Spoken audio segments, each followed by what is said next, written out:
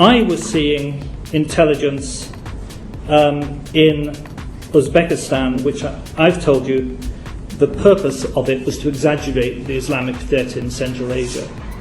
At the same time, and this is absolutely contemporary with the intelligence on Iraqi weapons of mass destruction, which exaggerated that threat.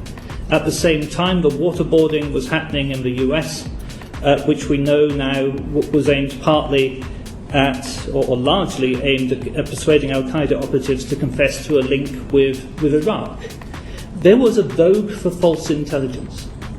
There was a vogue for false intelligence. That the purpose of the complicity with torture was because torture gives you intelligence which is false. Torture does not give you the truth. And there was an appetite for false intelligence.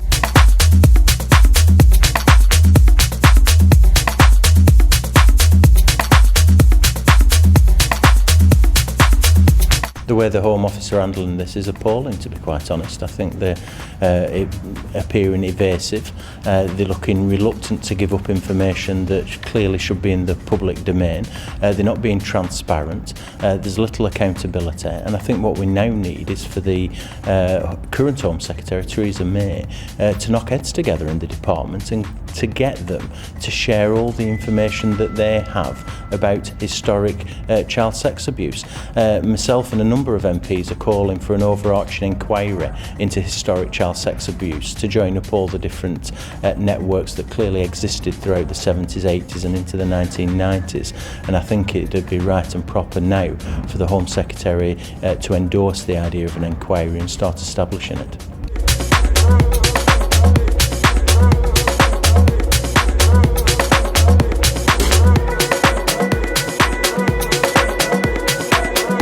I felt personally responsible for having to write this book because, you know, as a Muslim you're compelled to speak the truth even if it's against your own self, and that's how I start the book by way of introduction.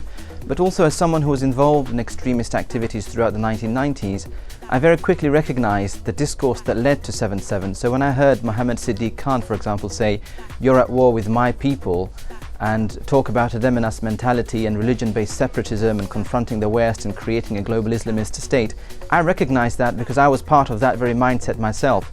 So I felt a responsibility as a human being as well to stand up and to challenge the extremists in our midst. And so yes, there is an element of risk, but if people like myself and others stay silent, I think extremists continue to grow in numbers and strength, and therefore it's, as I say, a responsibility to stand up and try to reclaim, to the best of our ability, our religious tradition of 1400 years of spirituality, humanity, compassion and mercy.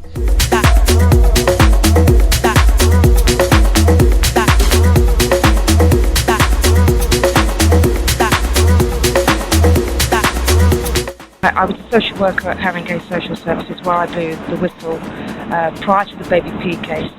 I saw and exposed and wrote to MPs and other people in authority, Ofsted, to explain to people that abuse was going on. They didn't believe me.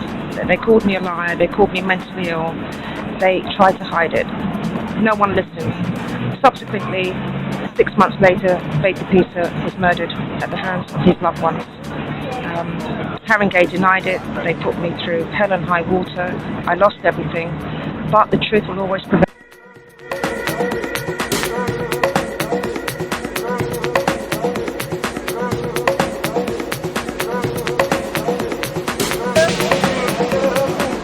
Iraq had no weapons of mass destruction. The argument for the war was therefore false if it was not a falsehood.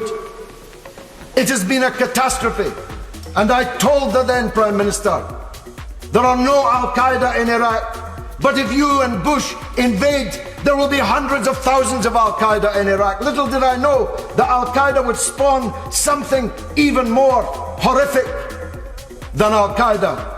I told the then Prime Minister, the fall of Baghdad will not be the beginning of the end, but merely the end of the beginning. And that the fanaticism and extremism that you will unleash will travel and cascade everywhere, including onto our own streets. No one outside can really understand how all these political professionals, highly remunerated, highly rewarded with all their intelligence and education, can have made such a catastrophic error when millions of people who did not enjoy those privileges outside already knew that it would end in the disaster in which it has ended.